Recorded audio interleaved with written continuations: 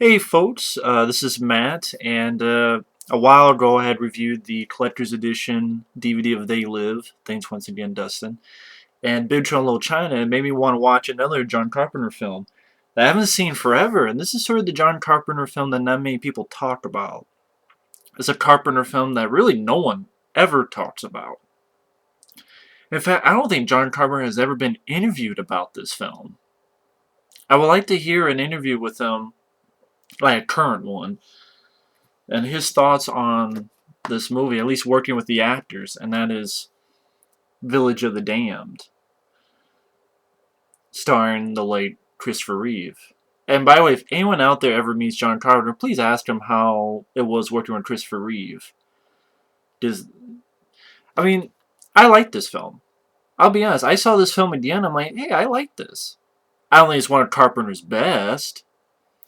It's not one of my favorites of Carpenter's. It would not be in my top 10 favorite of Carpenter films, but this is a remake of the original. I think the original was in 1960, which I haven't seen the original. And this was a 1995. This is the last film Christopher Reeve did before his horse riding accident. I think his horse riding accident actually happened the same year this film was released. But it was definitely the last film Christopher Reeve completed. And I'm a fan of Christopher Reeve. But you also have Kirstie Alley. You have Linda Kozlowski, that's Crocodile Dundee's wife. You know, and all the Crocodile Dundee films, and the real life wife of Paul Hogan. Yeah, Michael Pare. Granted, he's only in it for the first 10 minutes or so. You got Mark Hamill as a preacher, or I just say reverend. No, Buff Flower and Peter Jason, I believe, is his name. They've been in a few Carpenter films. Um, you have quite a few familiar faces in this flick. And pretty much takes place in a small town, and one day something mysterious happens where everybody in the town just faints. Animals, people, everybody. And of course that's what happens to Michael Pare. He's driving, he faints, and his truck hits something and blows up. Well, he's spoiling it. Well, it's the first 10 minutes. But everything faints. And then everybody wakes up, and you have a little bit of the government in there trying to figure out what's going on, and Kirstie Alley is part of the government. They're not sure what's going on with it.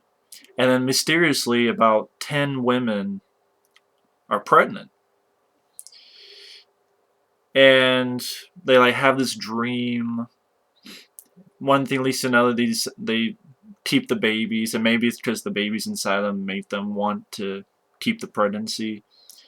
And they give birth to these kids, who of course look like these. Although I have to admit, one thing is, I have no problem with the special effects of the eyes, like the eyes. I have no problem with that. Some people think it's goofy. I don't mind it. Especially at the end when, you know, the more intense it gets, it like lights up their face and lights up their eyes. And I like the special effects, actually. I don't mind the special effects. Although I have to wonder, I know this is how they looked in the original. Did they have to have that same look in the remake? I just wonder, like, if these kids look normal, if they look like normal kids, if it would have been better. Because I think, you know, the wigs are, I don't think the eyes are cheesy or bad. I think the wigs are kind of like, oh, really? Like, I guess because they were like that in the original, but I'm like, did you have to have them look like that? I don't know. Didn't bother me that much, but at the same time, like, eh. And pretty much, as these kids grow up, um, people start getting in accidents. Christopher Reeve's wife jumps off a cliff. Bufflower climbs up a ladder, takes this like broom, impales himself onto as he slams to a car.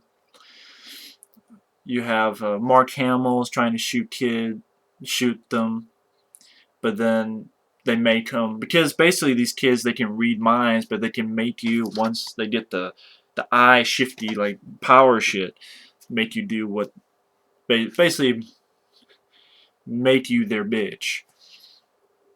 So Mark Hamill, puts a rifle underneath his chin and pulls the trigger. There's a time where cops try to stop the kids, and the kids make all the cops and military like shoot each other. Uh, oh yeah, another person that's in here, Linda Kozlowski. Her son David is actually Thomas Dekker. Weirdly enough, like the little boy, who's like the only one of the group that actually is developing some kind of emotion. You just say kind of, sort of the only decent one in the group. Linda Kozlowski's son. Yeah, it's David. Kind of developing emotions. Uh,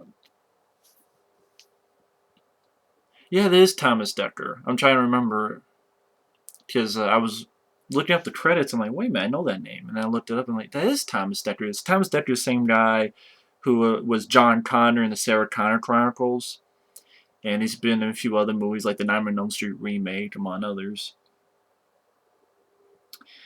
And basically just to an ending where Christopher Reeve has his bomb and he has to try to visualize this brick wall and they're trying to penetrate it through his mind in order to see what he's thinking. And um, I didn't mind this film. I didn't mind it because I thought the beginning of the film created a nice mood and atmosphere.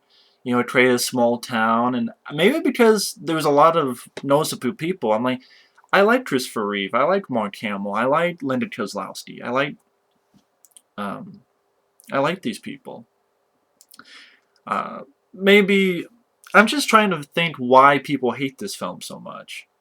And I think this would be an interesting thing. If you hate the film, be my guest. Just don't be an asshole and be like, you need your brain fixed if you liked it. You need to check your brain. Maybe you need to check your ass because you got something stuck up it. But, you know, if you hate the film, be my guest and jot down why specifically you don't like the film. It's because of this, because of that. I've read up that this has bad acting. I'm sorry, I disagree with bad acting. I think Christopher Reeve does a great job, and seeing him in this really makes me miss the guy. I think Mark Hamill does okay. Maybe just the characters, they don't really have much to do. I mean, I can admit one thing is there's not much character development, but I thought it had a decent mood to the film in the beginning, and when everyone passes out and faints. I thought it created sort of a creepy, eerie mood where it just shows all these people fainted and like animals, birds, everything. I thought that was a nice mood to it. Thought it was shot well, and I don't know if it's Panavision, but widescreen format. I think John Carpenter uses that well. It was nice to see all these actors together. It'd be nice to hear John Carpenter, like how he felt working with Christopher Reeve and Mark Hamill and some of the stuff. That'd be nice. Because again, I don't think there's an interview I can think of that he actually talks about this film, like his thoughts on it, looking back. Like that'd be interesting for me, you know, because there are no features on this. Sorry about the glare; it keeps glaring. There's only a trailer and that's it. And I know the film didn't do well. And it's definitely again probably the one of the most forgotten John Carpenter films. And I like the score too. I mean, John Carpenter did this with what was the did the music with why is it not pointing up? Oh, special effects by ILM. I did not realize ILM did it. John Carpenter and Dave Davies. I especially like the main theme that you hear, especially at the end credits. Ba, dun, dun, dun, dun, dun, dun, dun. Um, But anyway, just get into why I like the film. Again, I like the cast. I don't think it's bad acting. The story idea, granted, it's a remake, so I haven't seen the original. Maybe that's why. But the idea of everybody mysteriously fainting and waking up in prayer, I thought it was a intriguing story with again a cast I liked. I thought it had some decent points of mood, especially in the opening scenes. I thought the score was good. I thought the killings were brutal. It's not a gory movie. Definitely not a gory movie, but it's definitely some of the death scenes can be brutal. Like when people wake up, they find that one person when he fainted right on the barbecue grill, so he's all charred up. Uh, it is one thing I can say I didn't like, and this is again spoiler, so when I put this bottle down, there won't be spoilers anymore. But the spoiler is I didn't like what happened with Christopher Reeve's character. I mean, granted, he went out as a hero because basically the ending is he has a bomb for all the kids except Linda Kozlowski's kid because he's actually a somewhat decent one. And he's trying to build this brick wall so that they can't see that there's a bomb in here. And by the time they actually get through it, the bomb explodes and blows up the building, killing all the kids, but also Christopher Reeve. So granted, Christopher Reeve went out as a hero, but I'm like, I know that tends to happen some John Carpenter films, but I kind of wanted Christopher Reeve to live and make it out of there. I really did. Maybe because I'm a big fan of Christopher Reeve. Come on, he's Superman. But anyway, for me, that was one of the only problems I had is that, and there's not a lot of character development. Like, you don't know much about Kirstie Alley's character, except she works with the government. And maybe they said it in the movie, but I didn't really understand, like, well, it's not that I didn't understand. It's not, I don't think there's a lot of development on, like, why she's, like, who she's working for. Like, I know she's working for the government, but, like, are they planning to use these kids as weapons, or are they planning to use this or that, or I'm sure they talked about it more, but I don't think there's a lot of development of that. There's not a lot of development to, like, if Linda Kozlowski and Christopher Reeve, or like Christopher Reeve and this little boy, maybe there's like a moment where they have like a bonding moment. There's not much development further with that. I just want to be honest, there's not a lot of character development. It's more of a, as one review says, more of a fright fest, but I was okay with that. I thought it did fine with that. Plus, you only have so much time with so many characters. I mean, this one I can be sort of lenient on in that aspect. But I don't know. I liked the cast. I didn't mind the story. I thought it had some brutal, not gory, but you know the way the kids made some of these people kill themselves. Uh, I like the special effects with the eyes. I like the music. And for a film no one really talks about, I didn't mind the film. You know, granted, again, there's better John Carpenter films, but I think it's better than, for me, I think it's better than The Ward. I think it's better than Memoirs of an Invisible Man. I haven't seen Dark Star. And no, I haven't seen Elvis. But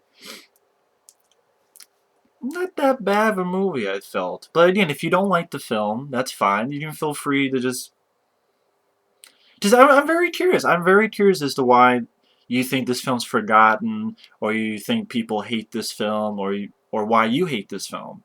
Again, I'm not curious just to down on you. I'm curious because I really want to hear. I really don't mind that aspect, especially concerning this film. So feel free to share. Feel free to let me know. Or if you do like this film, wow. Again, I wouldn't say I love the film. I mean, once in a while it drags. I will admit that. There's moments where it kind of drags. But